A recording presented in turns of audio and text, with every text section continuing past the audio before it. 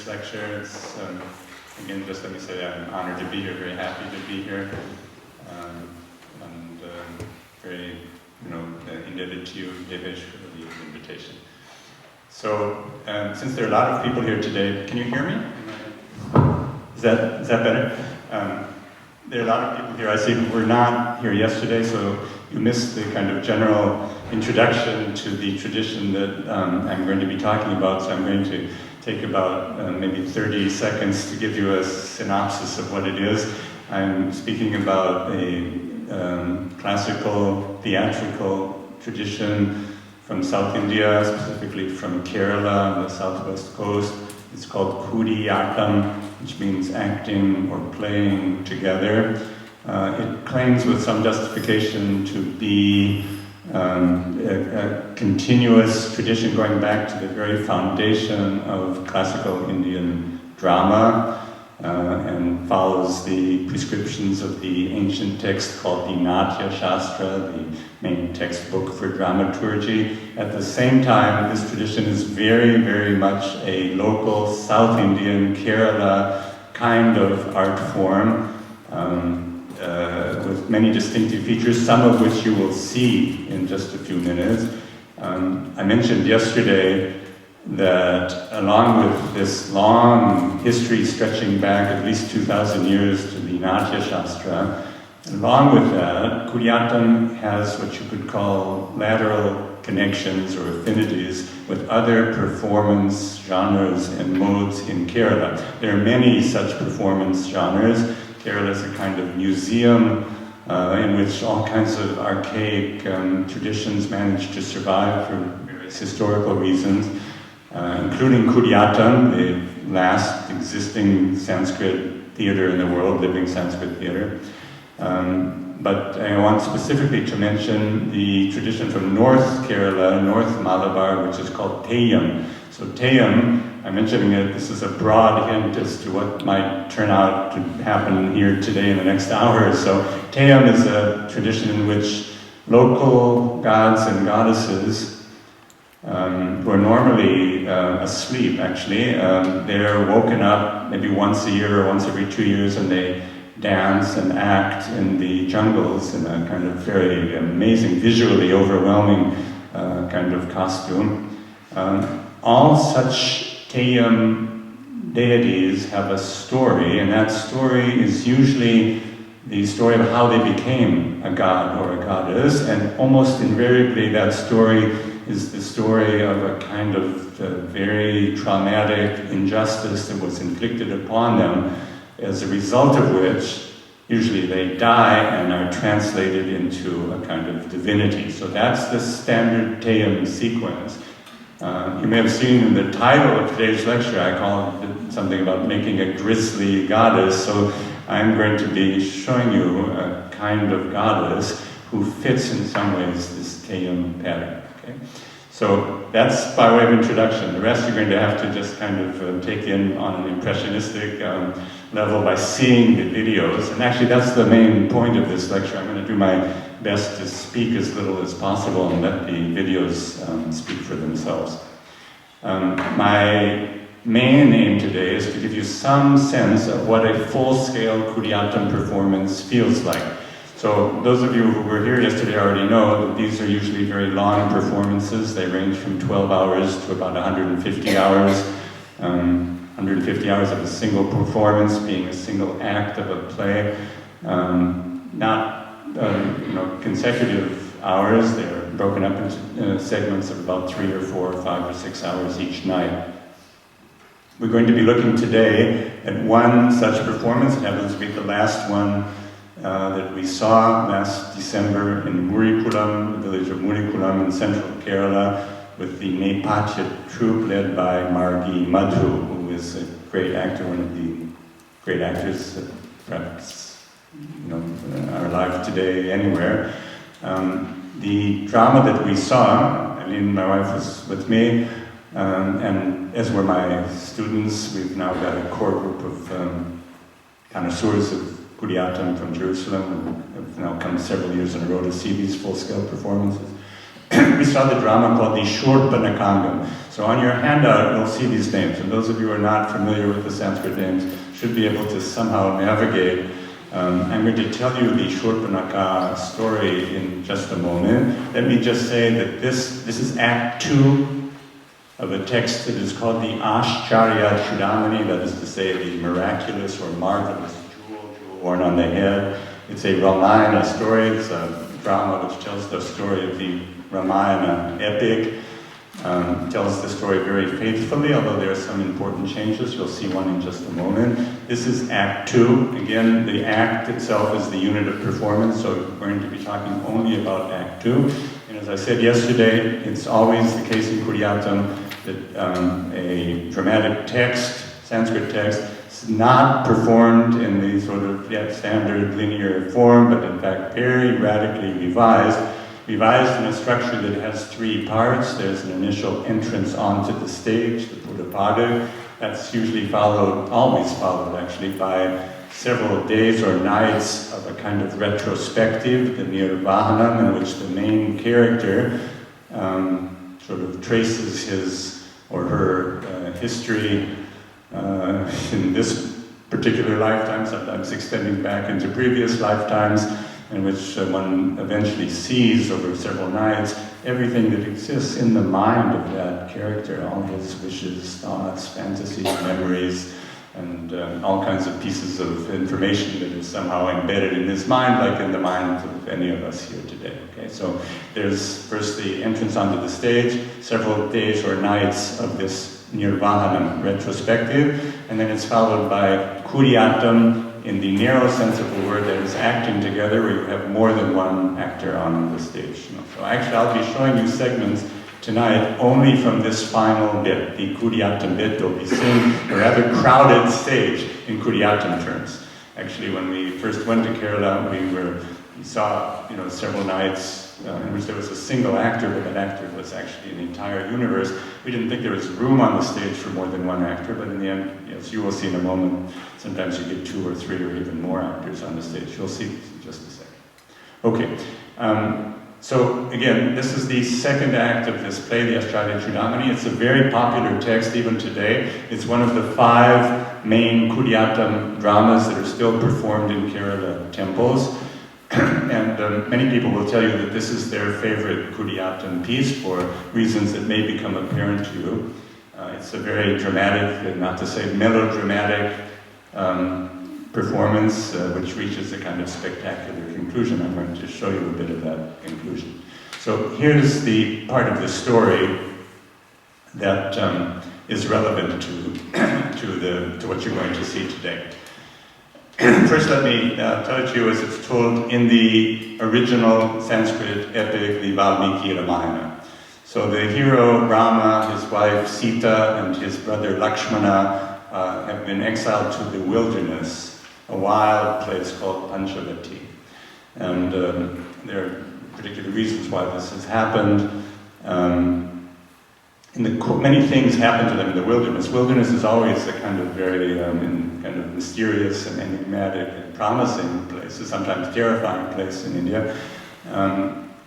As it happens, a demoness, whose name is Shurpanaka. Shurpanaka means somebody who has ears that are as big as a winnowing fan, to winnow the grains of rice. She has these enormous ears, and she's altogether a very kind of hideous, ugly creature.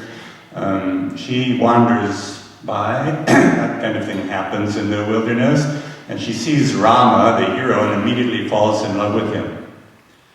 And Rama, he's kind of horrified at what is happening, but on the other hand, he begins to toy with Shurpanaka in a rather cruel way. He says to her things like, well, it's all very well that you're in love with me, but I'm already married. I'm married to this woman here. You wouldn't really enjoy being the second wife. So actually, I think you should go see my brother Lakshmana. He's right over there. Lakshmana, he says, Rama, it's untrue. He says, Lakshmana is a bachelor, so perhaps you can, interest him. Actually, Lakshmana has a wife. But, so he's told a lie. It's interesting, Rama. I also have to remember that this Rama, this hero, is a kind of embodied form of the god Vishnu. So Lakshmana, she's quite prepared to transfer her affections to Lakshmana. Actually, she's kind of desperate. She's a widow, and she's looking for a husband, desperately looking for a husband.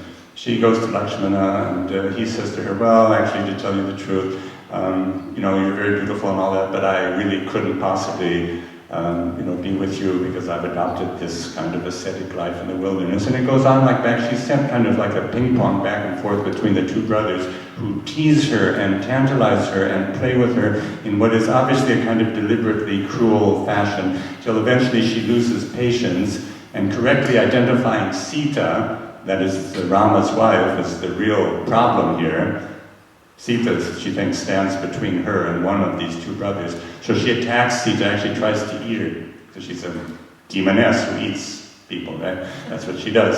So she attacks Sita, at which point Lakshmana, the brother, draws his sword and he attacks her, and saves Sita, and he cuts off her ears and her nose. And then she goes crying, wailing, outraged to her brother, who happens to be Ravana, Rama's great enemy. Ravana, with his 10 heads, is the demon whom Rama will eventually have to kill. So that's the story in the Valmiki Ramayana. Everybody with me so far? Okay. So I'm going to show you Shurpanakha in just a moment, but here's a surprise. The South Indian versions of this story, they all have a Ramayana text. In Tamil, for example, we have what's called the Kamba Ramayana. So, generally speaking, in the South Indian versions of the story, Shurpanakha, although she's this hideous creature, being a demoness, she has the ability to transform herself into any form that she particularly wants to be. So, she takes the very ravishingly beautiful and seductive form of a woman who is always called Lalita. Lalita. And that is the form in which she reveals herself to the two brothers. So, there are a number of really unusual things about this particular combination of Lalita, Shurpanakha, the two sort of faces, alternating faces of this creature. I think we'll start, I want to show you Lalita, who is actually Shurpanakha, but she appears on the stage for the first time and throughout most of the 6 nights of the performance as Lalita. So have a look at her.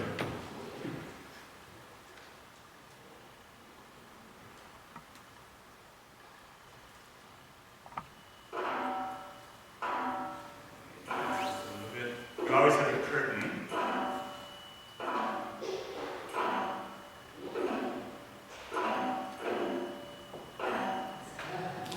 And there she is.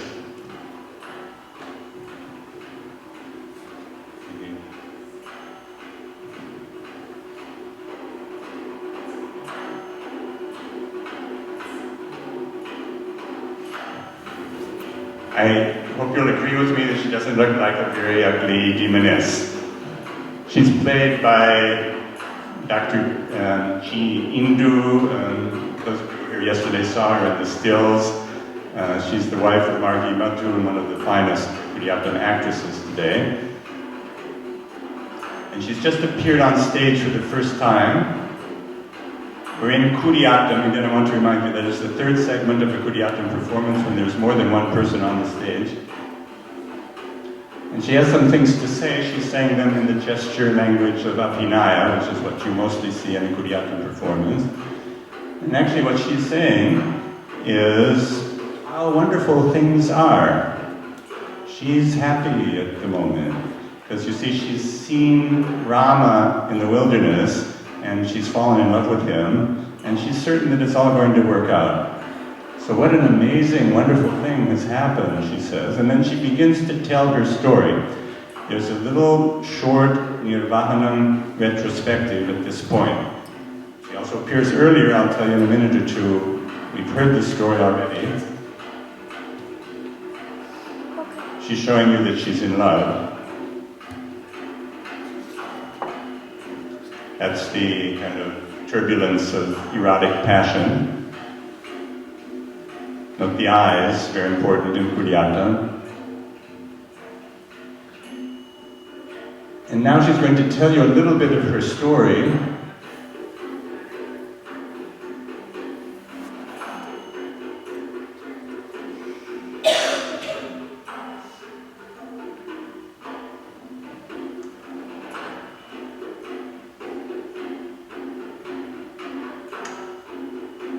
Okay, she's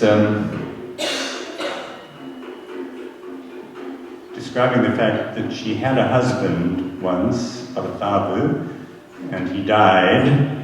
Actually, you know what, this husband died as a soldier in the army of Ravana, her brother.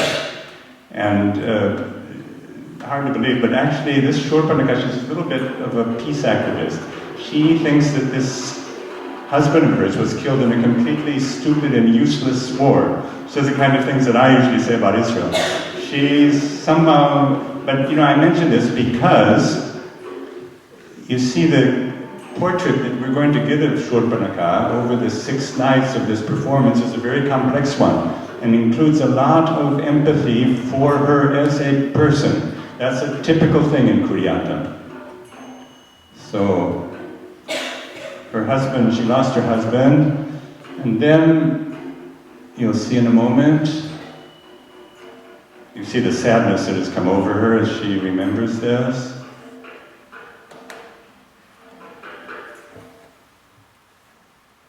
Listen to how the drum changes its kind of timbre. And then she's going to tell you that she has gone searching throughout the entire world for a new husband. You'll see this in just a second.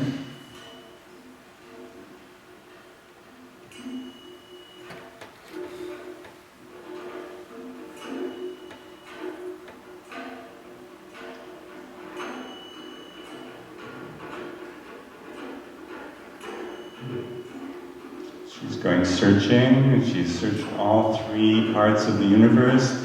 And I can tell you as a secret that she was very unhappy with what she saw in heaven, for example. She went to the heaven of the gods, thinking there might be a good candidate there for a husband, but all of the gods had some fatal flaw. Indra, for example, the king of the gods, he's the lover of someone called Ahalya, so that rules him out. And Agni, the god of fire, he's too hot. And Vayu, the god of the wind, he's always in motion, he's roaming around all the time, he'll never stay home with her.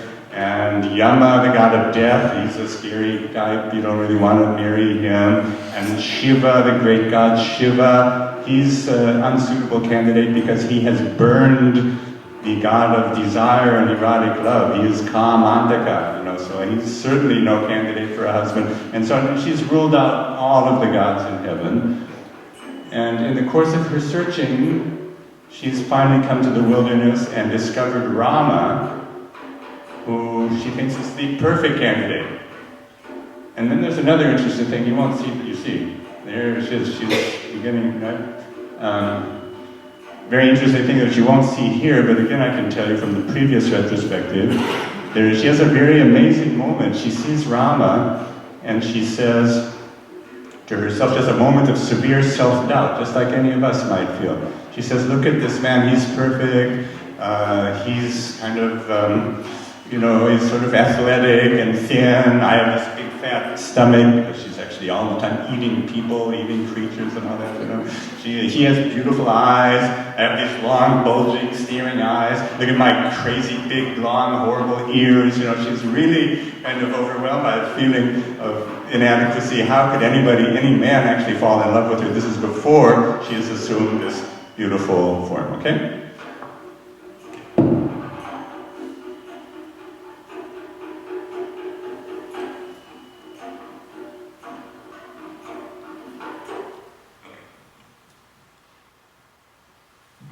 So now you've met Lalita in her beautiful form. What we're going to do next is to look at the opening verse of the text, because this verse, those of you who were here yesterday may remember on the initial entry into the performance, entry onto the stage, the Buddha parted, the actor, before he creates the whole dramatic world, which with all of its parts, which is going to hold everybody within it for the next few nights, before he does that, he recites a verse from somewhere in the text. And that verse is always well chosen and is felt to be somehow, how shall I say this, felt to be somehow emblematic of the entire theme or tone of the play. So you have that verse on your handout, and I'm going to let you see it as performed. Not on the first night, but on the fifth night of performance when the Kudiatam in a narrow sense begins. But let's just read the verse together. You have it on your second page. There's also a synopsis of the way the whole performance unfolds for those of you who have time to read it in the course of the lecture. On the second page, or probably the back side of your pages, you see a verse that says 2-1. So these are the first words of the performance.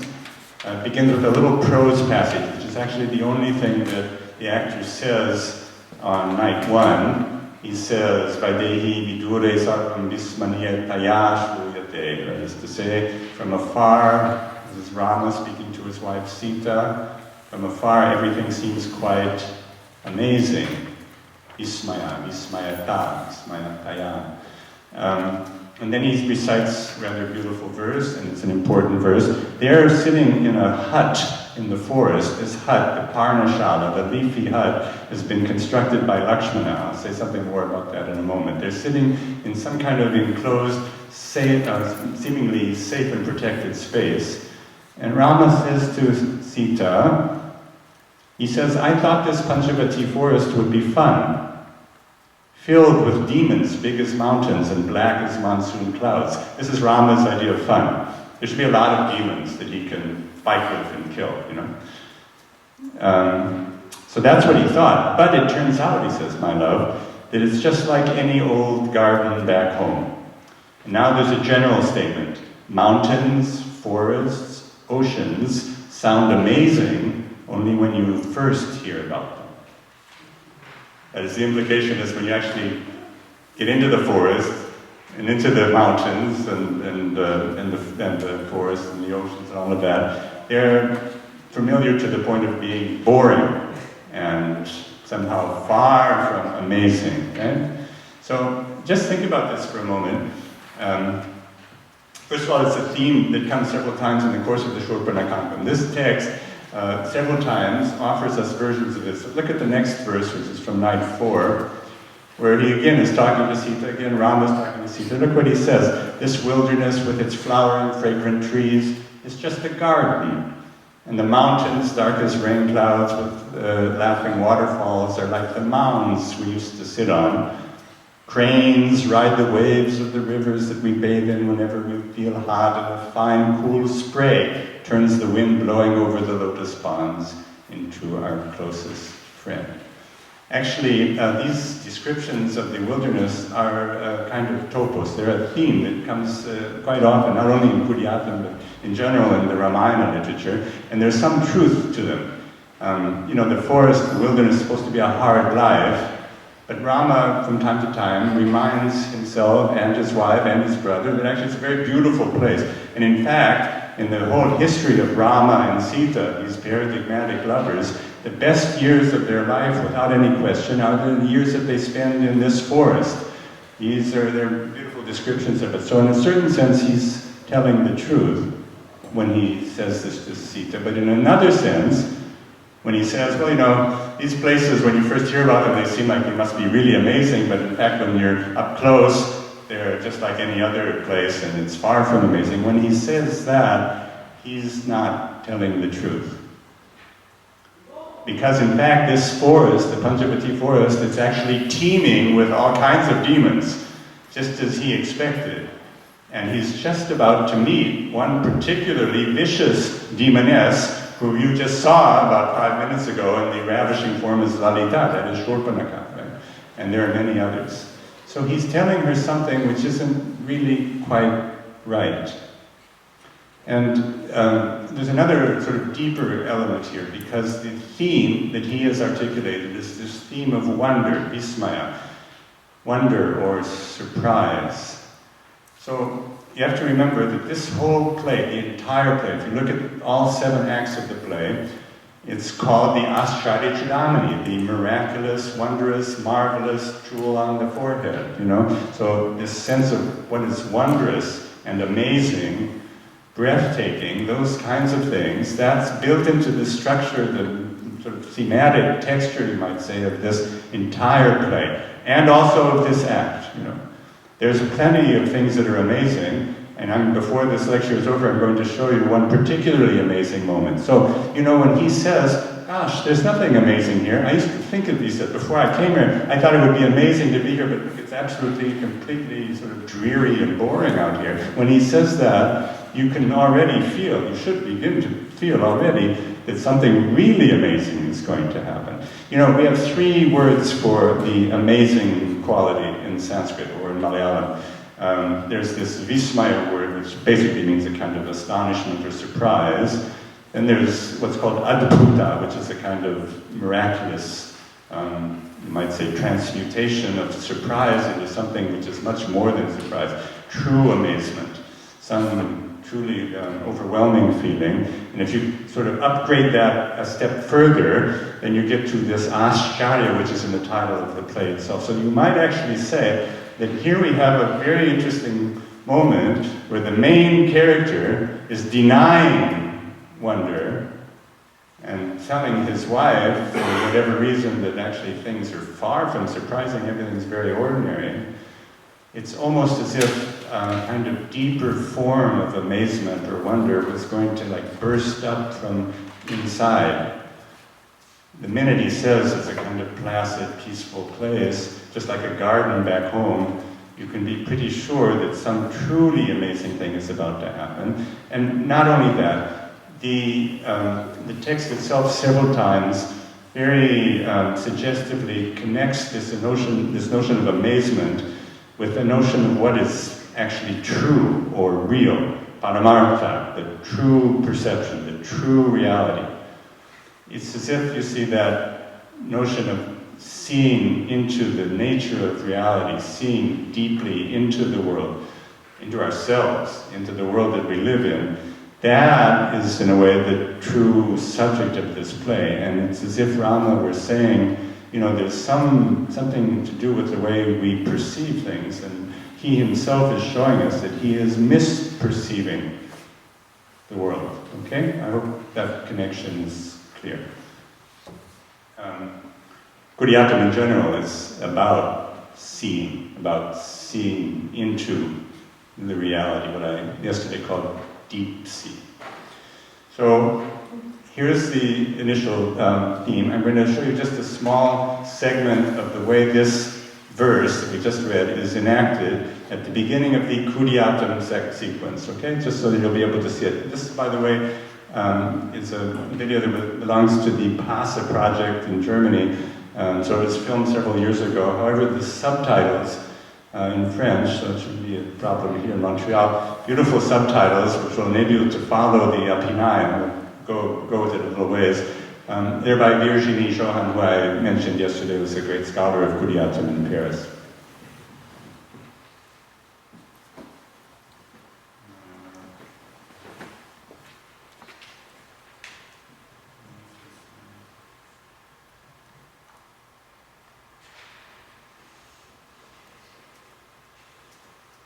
From 2001.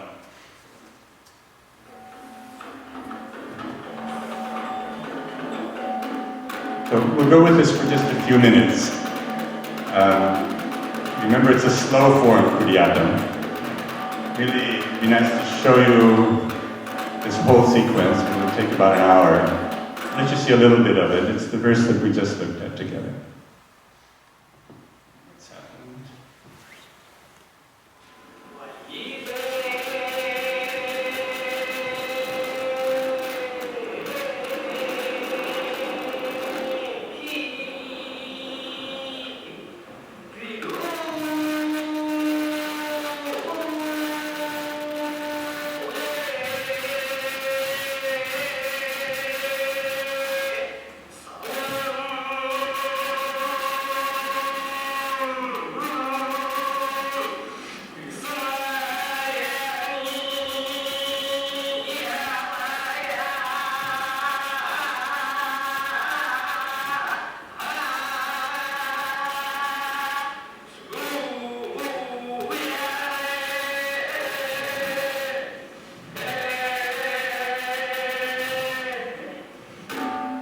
You can see that everything he says or sings or recites, he's also speaking it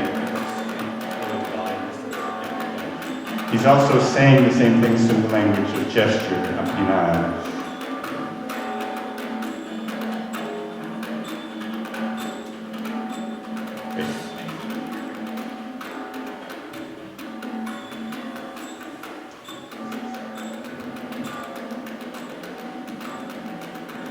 So you already know this verse, and have the pleasure of seeing it enacted, just like our students do when they come to see Kuriyaki.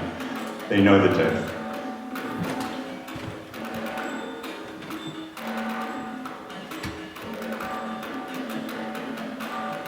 And again, you can see that the apinaya is a language that one can learn.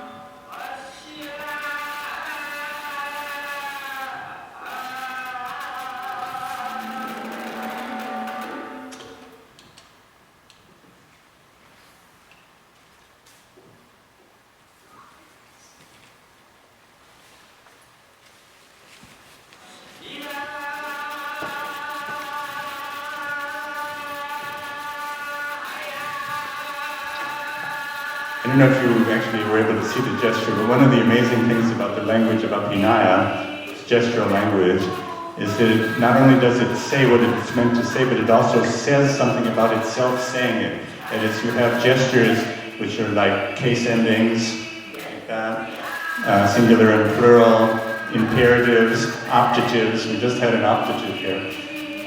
That's in itself this kind of meta language of gesture. You know, it's truly an unusual thing. There's a lot I could tell you about that.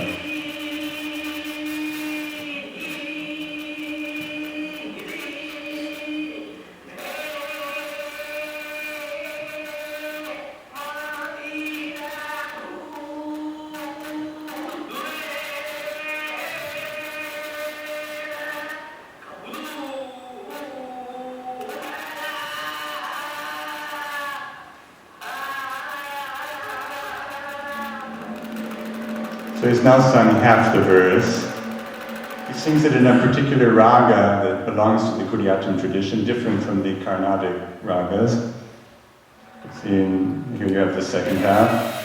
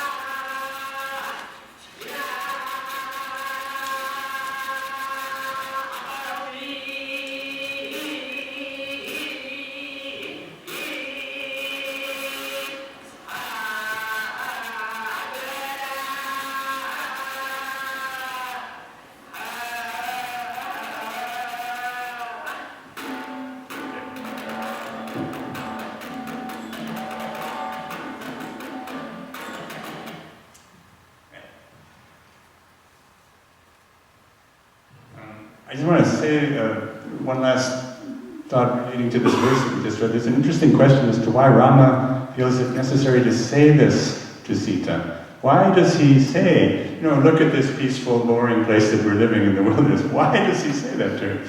So, some people will tell you, Madhu himself said to us, he says it just to reassure her. He's trying to, take care of her, and he says her so that she won't be terrified by all the terrible things that really can happen in the wilderness. But actually, I don't think that that's a very good answer. That there's, believe, a much more interesting and deeper way of thinking about why he has said this thing about vismaya, amazement, and the lack of amazement. You know, this is the preparation for real amazement and real true perception to burst through, and that's exactly what happens when Shurpanakha arrives. So I just want to take maybe 2 minutes to say something about the retrospective. This is the initial verse, right? Don't remember that. But we're actually, after 3 nights of the retrospective, in which Rama is alone on the stage, and there's some very unusual element here which I just want to mention in passing. We have first, Rama's own history, his recollections, all of the Ramayana up to the point that we're at. All of that is portrayed by the actor as Rama, who is also a kind of storyteller. But once he's reached the point where they're at, where they're sitting in this amazing hut that Lakshmana has built, then suddenly we get a second retrospective, again enacted by the same actor as Rama as storyteller, and that's the retrospective Nirvahana of Shurpanakha herself. This is the only case in Gaudiyatam. It's a unique event in which you have 2 retrospections, 2 Nirvahanams, 2 separate characters. These retrospectives are merged together.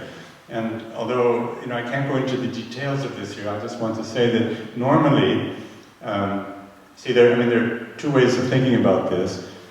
Some people, like Nirshini, who I mentioned before, thinks this is a kind of technical accident in the history of the tradition. They were trying to compress what was a very long performance, and so they just ran these 2 nirvanams together. She calls it an accident. But actually, I don't agree with it. Usually, when something like this happens in Gaudiyatam, it's very premeditated, never a matter of accident or chance. And I think that the underlying suggestion is that these 2 characters, believe it or not, that is to say Rama, the great noble hero who is also God, and Shurpanakha, this demonic figure who is in love with him, they have some secret affinity, at least in this particular context, So that tells you something about what Rama himself might have inside of himself. Maybe he too has some demonic persona that might come out under certain circumstances. Well, in fact, it does come out because in the course of the 4th, 5th, 6th night, we see Rama and Lakshmana toying with Shurpanakha in this cruel way that I mentioned before. I'm going to show you just maybe a very short sequence from that so that you can see real Gaudiyatam, that is to say several actors on stage at the same time, speaking Sanskrit to one another, or Prakrit in the case that is a kind of spoken Sanskrit, you might say, in the case of the female characters. By the way, this Shurpanakha in the Lalita form, this enchanting Lalita form, this is one of the very few cases in the whole Gaudiyatam tradition where an actress plays herself on stage. There are 5 such cases. Doesn't include Sita normally in the temple tradition. Sita is never performed by a living actress in the temple. She's present as a kind of lamp or something like that. But Lalita is a traditional woman's role in Gaudiyatam. Okay, I'm going to show you a short sequence of this real Gaudiyatam. Okay, so you saw Lalita when she first emerged onto the stage. Remember, and she's telling everybody how she lost her husband and is looking for a new husband, and she's fallen in love with Rama. And the next thing is what you're about to see.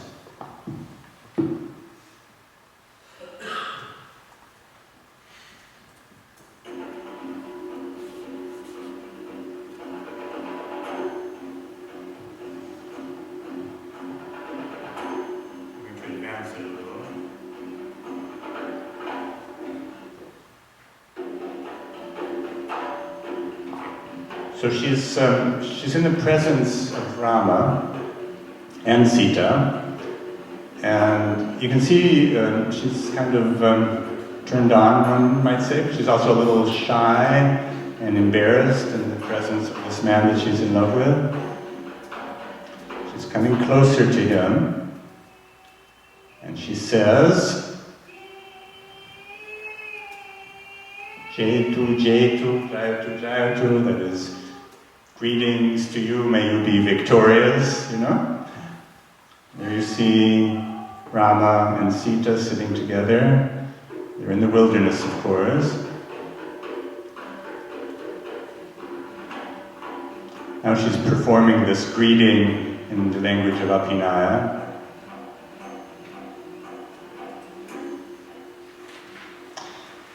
You can see something of the complexity of her emotional state by the way she's acting, right?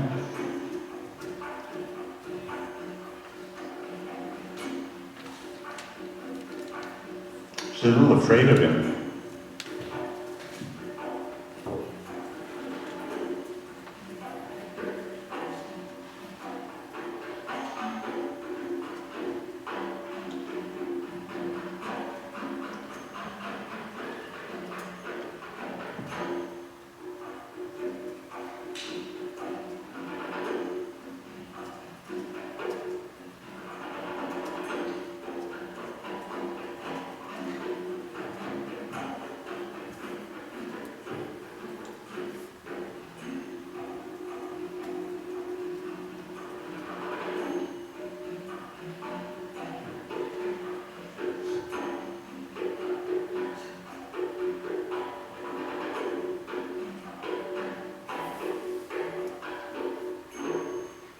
Now she repeats what she was saying, this time in words.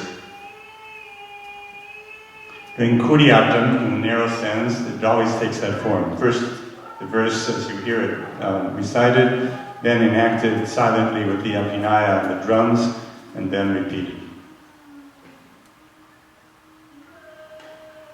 Now Rama speaks and he says, did you see Lakshmana? Because remember, he sent her to Lakshmana as a better candidate for marriage. So did you see him?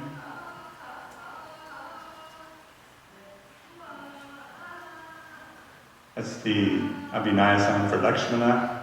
He's the second brother, so 2 fingers. Now he's going to enact this statement again.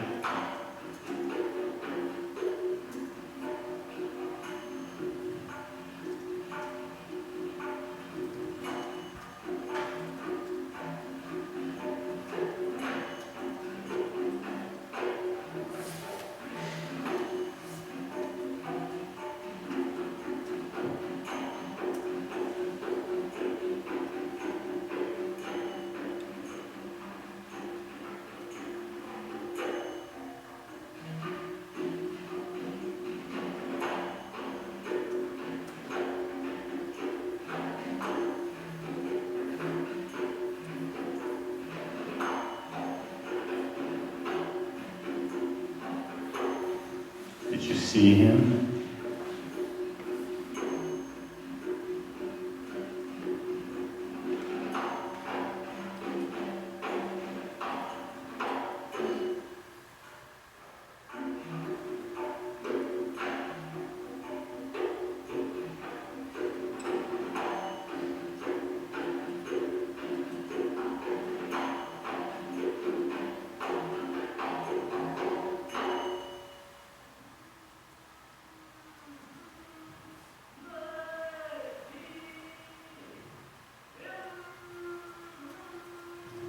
He calls her Sundari, you beautiful woman.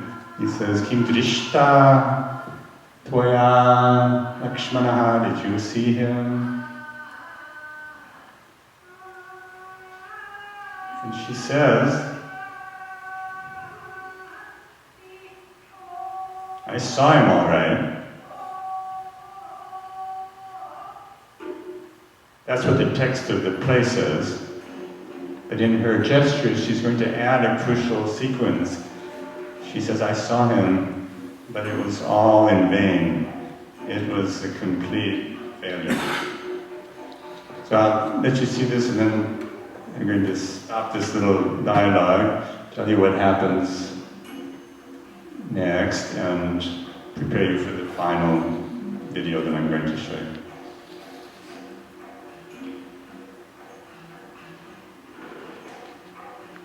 You can see, didn't work out so well seeing Lakshmana. Actually, I can tell you that when she sees Lakshmana in the Kuriyatan version of this play, Lakshmana falls in love with her, madly in love with her. So much in love, and overwhelmed by desire, that he passes out completely. And he also enacts what's called the Panchangam, that is to say, the 5 beautiful parts of the body, piece by piece by piece, describing her, this ravishing Lalita woman. But after that happens, something kind of begins to arouse in Lakshmana a slight suspicion. Something doesn't seem quite right to him. He has very finely honed instincts in this respect. That's his historic role. And little by little he comes to feel that kind of a sort of creepy sensation takes over, and he sings 2 verses. We don't have time to go into them here, but they're verses, first of all, they're sung in different ragas. There's a kind of eerie feeling. He says, for example, there's something wrong. He says, here's this very, very beautiful woman, and she's in this wilderness, and it just doesn't compute. This isn't quite right. And there's an emotional tone, which is the overwhelming tone of the entire play. I like to think of it as the uncanny. It's a moment of kind of uncanny emotional perception. And those of you who know Sanskrit theater, Sanskrit poetics, know that there is no such emotion in the traditional repertoire, which only goes to show that Kudyatam does not fit in any way the standard sort of rasa theory, what we call rasa theory of Sanskrit poetics. He's about to say to her, well, so what did Lakshmana say, and so on. She reports on the conversation, again, very unhappy. Okay, so just 2 or 3 sentences, and then I'm going to show you what eventually happens. After the transition that I just described to you, when Lakshmana backs away, and this uncanny feeling takes over, there's a moment where Shurpanakha herself, in this form of Lalita, the ravishing Lalita, begins to feel that this isn't going to work out for her. She's angry, and she perceives correctly that these 2 brothers are toying with her and teasing her in a cruel way. And at some point she says to herself, I've had enough of this. And you can actually see on stage how she reverts to her true nature. She takes on what is called the Rakshasi Stolpam. That means she goes through a kind of sequence in which her demonic nature emerges from inside this Lalita guise. It's an amazing thing to see. This is truth bursting through the surface perceptible reality, right? Once she's reached that point, then the next thing is what I've already told you, how she eventually attacks Sita, and Lakshmana rushes to protect Sita. By now she looks just like she should look, that is a horrible, ugly demoness. She grabs Lakshmana and carries him off into the sky. Rama and Sita see this happen. Rama is completely helpless in this situation. He doesn't know what to do. He sits down on the ground, hopeless, in despair. That emotion is not unusual in Kudyatam. But Lakshmana, as we know, eventually manages to pull his sword, and he cuts off her ears and her nose. Actually, in the South Indian versions, usually he also cuts off her breasts, but not here, not in Kudyatam. So, what you're about to see is the moment after this has happened. This is the final night 6 of the performance. It was performed to a packed house. The entire village of Murikulam came to see it. It has a name this night. It's called Ninam. Ninam in Malayalam means kind of bloody flesh. Flesh really is what it means, but it means flesh in a kind of raw, bloody state. So this is the Ninam. And you're about to see it. The Ninam is a particular guise that is produced in a secret formula. They had to call in an expert from miles away, somebody who's an expert in knowing how to produce this particular kind of gooey red guise. which is Shurpanakha after she's been mutilated by Lakshmana. Rice, lime, turmeric, these are parts of it, but we don't know the other ingredients or in what, what quantities they go in. It takes many, many hours to perform the ninam, and it's done in a secret place where nobody else, can have any access.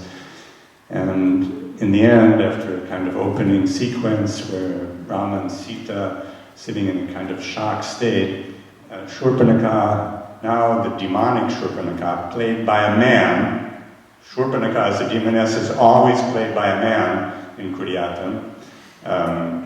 In this case it's Margi Madhu himself, at his most kind of melodramatic, as we'll see in a moment. She enters through the audience. It's as if she'd come through those doors and is walking towards the stage. So things are happening on the stage, you'll see, I'll explain to you. But first you'll see the entrance of Shurpanakha.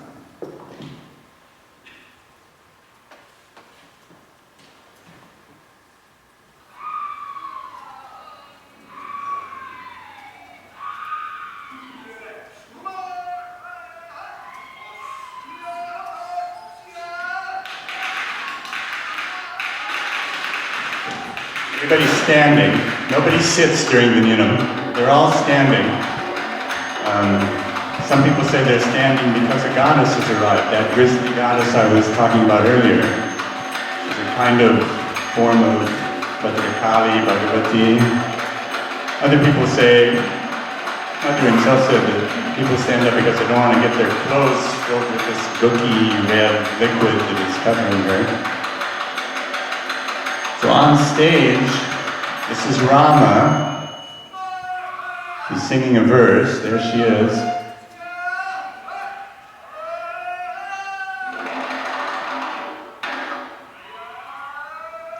She's screaming in pain.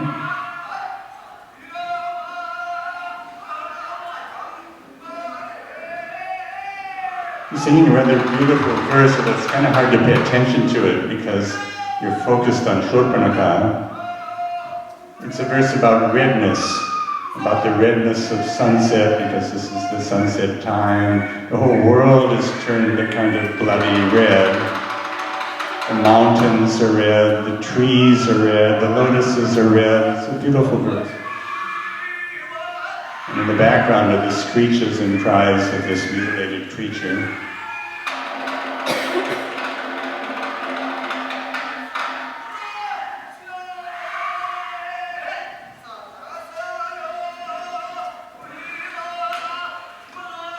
What's going on with this lyrical verse?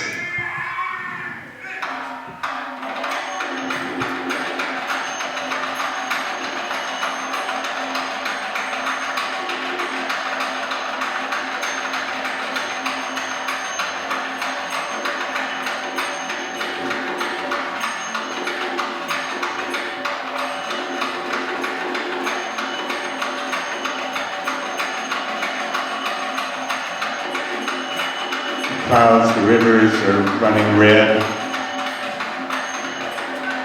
Lakshmana and Sita standing beside him. Lakshmana has come back. Lakshmana is in a state of acute self-doubt. The first thing he says is, I don't know if I did the right thing. This is the first time I've ever used my sword against somebody who has the name of a woman. And actually the phrasing is important because she's a woman, but actually she's a demoness woman. And he's consumed with a kind of guilty remorse.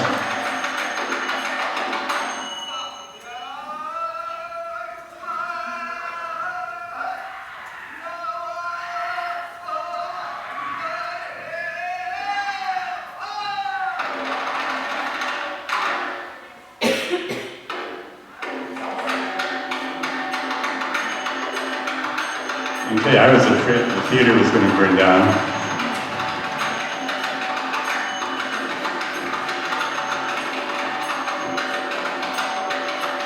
You'll notice that Shurpanakha is being guided by somebody because she's in a kind of altered state, understandably.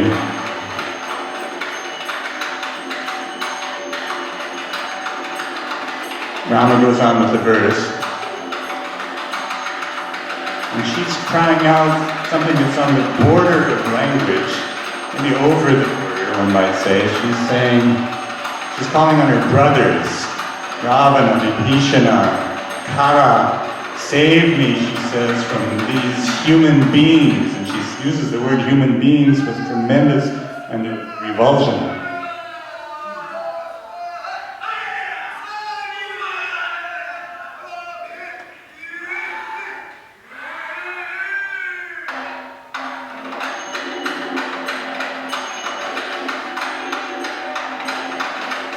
You had enough of this for a time? You want to see another minute or two more? We'll stop in just a minute and I'll say a few words in conclusion, okay?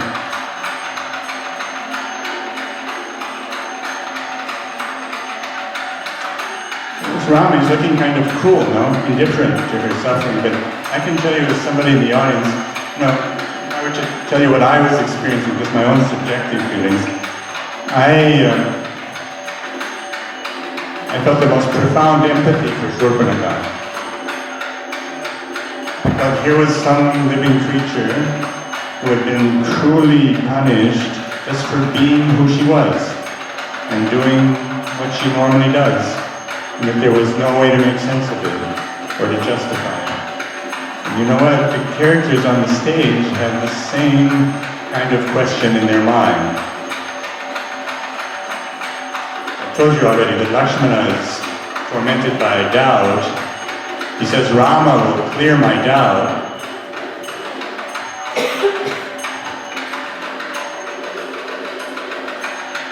But when Rama finally speaks, he says the kind of terrible things that all kinds of people might say in a moment like that. These kind of hollow rationalizations. Well, he says, don't worry, you probably did the right thing. After all, she was only a demoness. If you don't kill them when they're young, then they're going to grow up to be really big terrorists, you know? He says things like that. They have a kind of hollow ring to them. I'll say a bit more about that in a moment.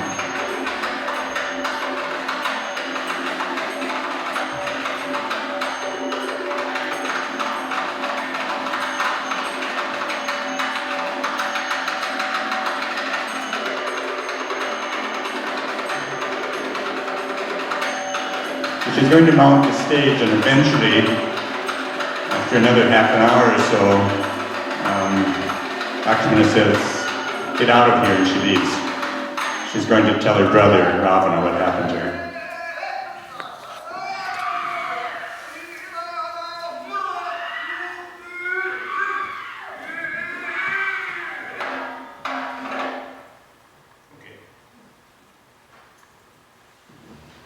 We're going to have to stop in just a moment or two. I want to say one or two things just by way of suggesting a possible conclusion. Although, as you can imagine, I have quite a lot I could say about what we've just seen, and I was very, intensely moved when I saw it. Very typical of Kuriyatam in a way, that something totally unexpected like this, of tremendous dramatic quality, happens on stage. And again, I want to say that everybody in the village was there, and people came from Cochin and from far away to see it. It's a very popular sequence. You can sort of see why that might be the case. What has happened here? I'll mention maybe two things that are relevant to a conclusion. First of all, there's a kind of tragic quality to what has happened. I mean, you saw her, Shurpanakha, so sure she's a demoness and all of that. But it felt to me, and I think not only to me, as if we'd been given a glimpse into the raw pain, the agony that is somewhere embedded in the very core of being alive. The kind of pain that can turn a creature like Shurpanakha into a goddess, like the goddess of Kerala, Bhagavati. And the tragic quality comes through in what follows afterwards, because when she finally leaves the stage, so the three characters left on stage, they're in a kind of shocked state, And they say the kinds of things that I was telling you. None of them seem very convincing, but there is a moment of very lucid perception. It suddenly kind of bursts through this kind of empty verbiage that they're saying to one another. And Rama says a verse, he sings a verse. You have it on the first page of your handout. So I want you to look at this verse. This is a rather important verse in the history of Kuriyaka. I'll tell you why. Suddenly Rama sees through the surface and he has a glimpse of what you might call the truth of what the future holds in store. So he says, a beautiful verse in the Mani meter, he says, if it's true that Ravana, the enemy of our world, is her elder brother, and that's true, I can tell you that's true, then my bow from now on will never rest. There's nothing left but hatred between the demons and us. Let's hope that somehow or other it will be for the best. The best thing he can say is, let's hope that somehow or other it's going to work out. And he says it in a very remarkable phrase, the final line of the Sanskrit, Bhavatu Bhuvana Bhutyai Salva Raksho Vadena. It's a tremendous alliteration. Bhavatu Bhuvana Bhutyai. You know, there's a story about this verse. First of all, what does the verse say? I'll tell you the story in a second. See, Rama suddenly understands this is, you know, it's going to be eternal war from this point on. It's never going to end. There's going to be an endless, infinite war, perhaps for generations, between the demons and human beings because of what Lakshmana has just done. And even if you can maybe somehow rationalize it in some way, it's not going to remove the tragic reality of this eternal war and its costs. There's no escaping it. You know, people, Sanskritists sometimes say that there's no tragedy in Indian drama, but actually it's not true, as you can see from this play. And in fact, Kudiyattam, I can tell you from long experience, if we had time I could give you other examples, it has a kind of tendency toward the tragic, what we would perhaps call the tragic, you know. It takes different forms, but here is one form. This perception, which is the end of the play, that there is nothing left but hatred and eternal war. It's a very powerful statement. So much for the lack of amazement. Something very amazing really has happened, you know, and true perception is broken through. So there's a story that when Shakti, in the Kudiyattam tradition, it's a well-known story, and probably a very old story, that when the author of this play, the whole play, Shakti Bhadra, had finished the play, so they say he was struck by self-doubt. He didn't know if the play was any good. Like any of us might feel when we just finished writing a play or a poem or a book or a term paper or whatever it might be. And so he went to talk to the philosopher Shankaracharya, the greatest of all philosophers in the history of the Indian tradition. Shankara, I should tell you, Shankara, those of you who don't know, he's the philosopher of non-dualism, Advaita, and he's supposed to have lived in Kerala. It is a kind of vision of, a holistic vision of the world as entirely coherent, put together, a kind of infinite oneness, you know.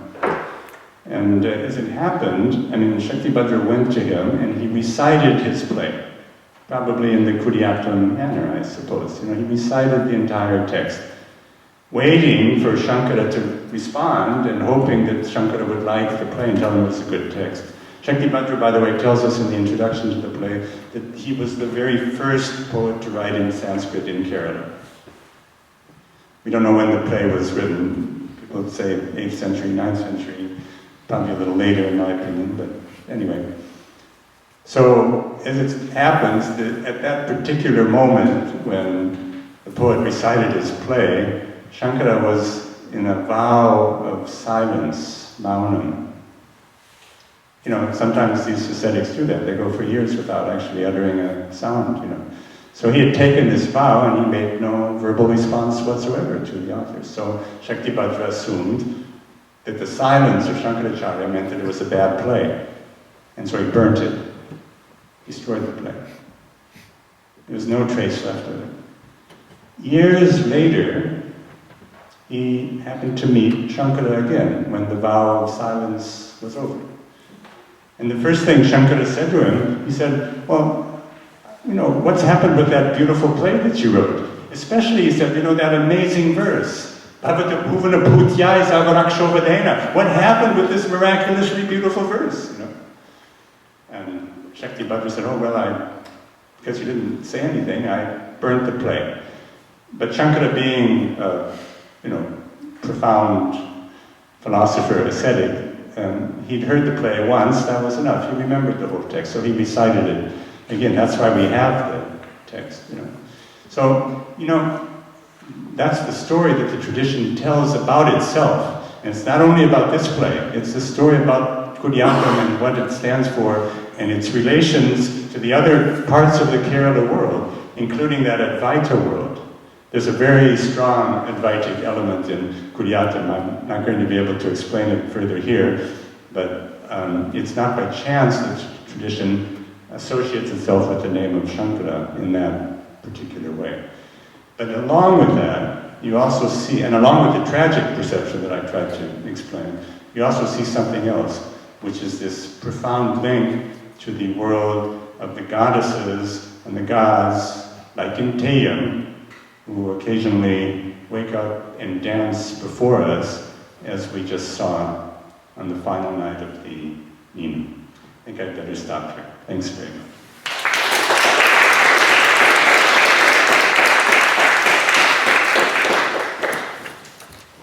So we have time for questions.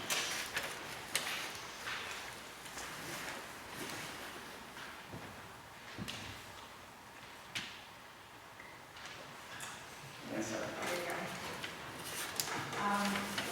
So that was wonderful. Thank you. I've had a question that's been floating in my mind the entire time that you've been speaking, that I've actually wanted to ask you this for a long time. Every time I've heard you talk about this, what is it like to watch something so slow? Yeah. So I spoke about it a little bit yesterday. I'll just sort of try to rephrase it today. It's slow in the sense that it's long. So this was maybe something like 25 hours, I guess, spread over 6 nights. In my experience of Kudiyatam, despite my initial expectations, it's not ever slow. Almost ever. You know, I mean, there are moments. Even I occasionally can feel that it's kind of going on for a long time. I remember particularly one evening that went on until, you know, like 4 in the morning all night, and I was very tired, and, you know, I felt it was kind of maybe going on too long. And I've had students, for example, you know, there's the play called Vali Vadam, where this monkey Vali is shot by Rama and he dies on stage. And it takes him, in the Kudiyatam tradition, it takes him a good 3-4 hours to die. He's dying very painfully and slowly. And you know, one of my students said, you know, I wish he'd already go ahead and die. Let's get it over with. You know, although I didn't feel that. I felt that particular moment was a sort of magnificent moment. In general, I would say that once you get into it, and you know a little bit of what you're seeing, even a little bit, so much is happening, and it is so complex on all possible levels, cognitively, emotionally, aesthetically. You know, it's so complex and so packed with substance and meaning and suggestion and a kind of richness of thought and cultural expression that it doesn't feel slow at all. Quite the contrary. To me, it feels like it's a really kind of high-velocity performance genre, you know.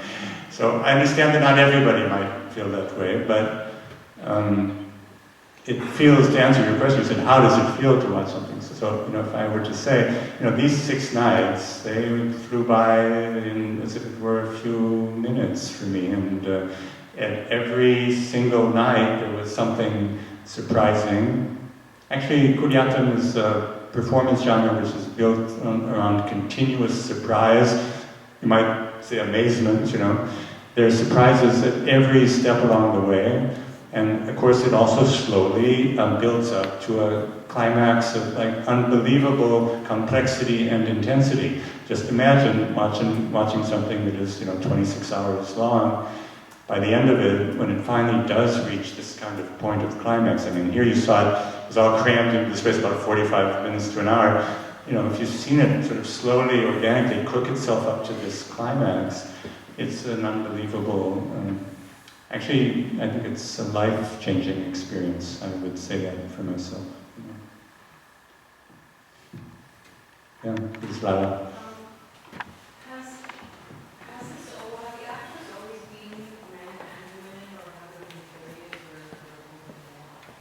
There were always women actresses in Kuriatam. We're certain about that. There's no question. Just as there were, in the ancient Natya Shastra tradition. So they've always been actresses, although their roles were in some ways relatively limited in the traditional performance. That is before what they now call the secular stage. On the secular stage, as you saw, there, Sita is right there on stage, and women have a fairly large part.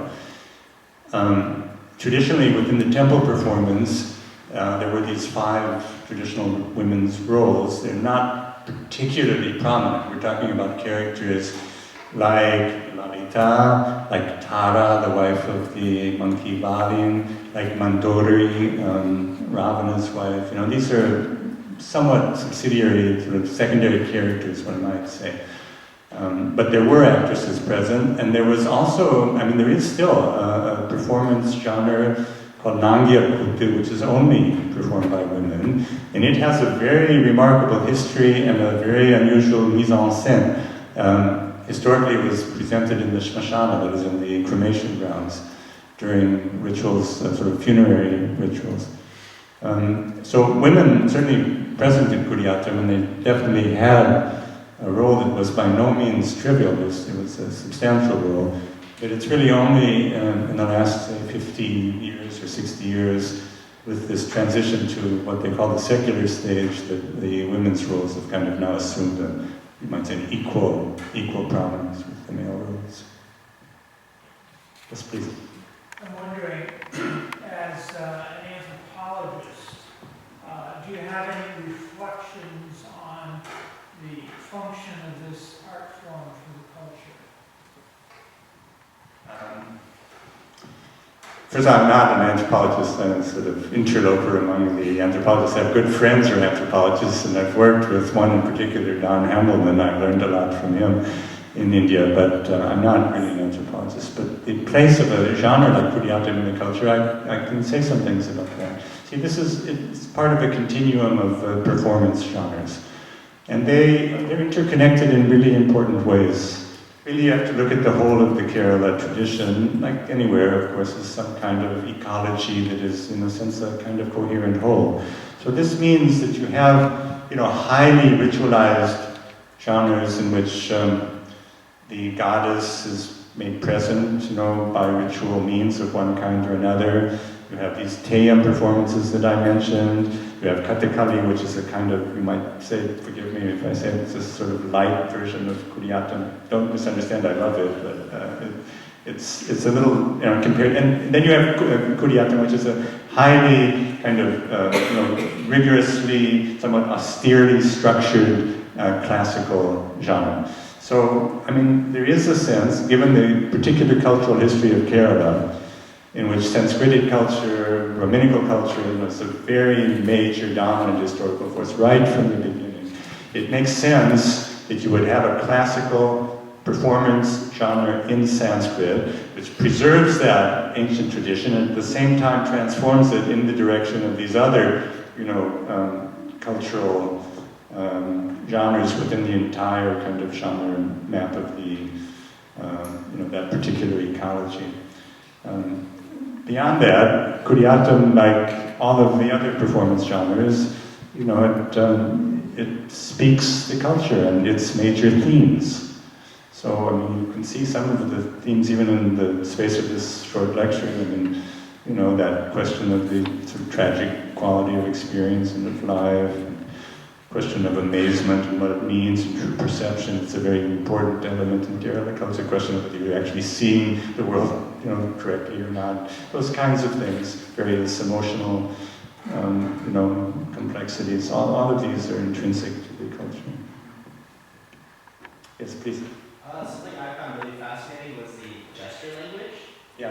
And I was wondering if maybe you could share some words about how it works. Is it an encoding of the Sanskrit, or is it its own kind of self-contained language? Okay, I'm very glad you asked that question. And I'll try to give a really short answer to it if I can. It encodes the verbal text. You could say that. It does encode it. Not only Sanskrit. See, this is Sanskrit drama, and as I've been saying for 2 days, it's the last living Sanskrit drama in the world. But the truth is, if you want the real truth, the Paramartha, these performances take place in Malayalam. The handbooks of production, which I mentioned yesterday, the Artha Prakara, which are the real kind of Bible of these performers, and that set the blueprint for the performance. They're in Malayalam, and the language of gestures, of course, if it is expressing a Sanskrit verse, then it follows the Sanskrit, no question. But about 80% at least of a normal Kudiyattam performance, full-length performance, is going to be abhinaya, gesturing of one kind or another, and that is always Malayalam. Always Malayalam. So really, you could say this is a bilingual or multilingual encoding. Multilingual because it also includes what they call Prakrit, this kind of later form of Sanskrit, right? So it encodes several languages, but beyond that, it has another function, and I'll just say like 1 or 2 sentences about it, but it's an important topic, and since you've asked, I have to say, it's not only a matter of encoding and repeating, you might say, what is there in the verbal text. It's actually the mechanism of truly recording, inscribing that text, because the consequential forms of writing or inscription, let's call it writing, that's our term. We think in terms of graphic writing, okay? So, India, of course, there's oral tradition, everybody knows that, very prominent in India. There's written texts, they're written down in all kinds of, manuscripts or carved on stones and all of that. But the truly significant central form that writing, inscribing takes, generally speaking, in traditional India, certainly South India, is writing in empty space by gestures, like you just saw.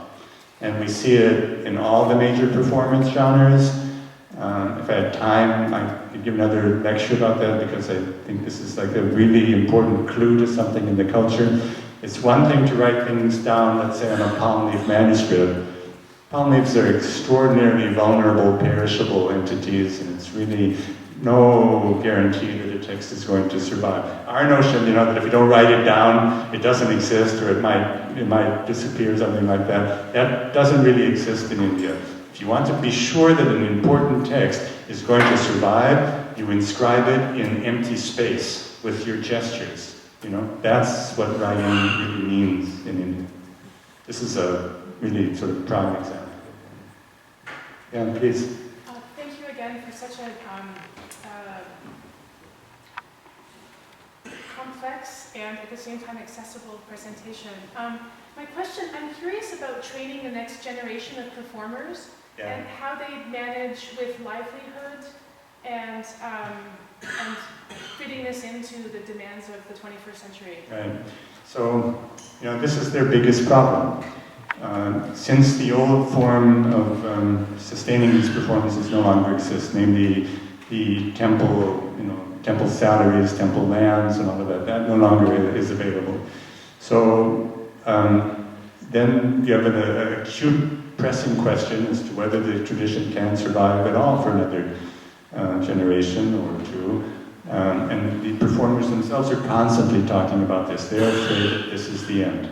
Here's a 2,000-year-old tradition, and they feel this is the end of it. This is the final cry, the last generation of Kudiyattam performers. However, they've been saying this for some generations.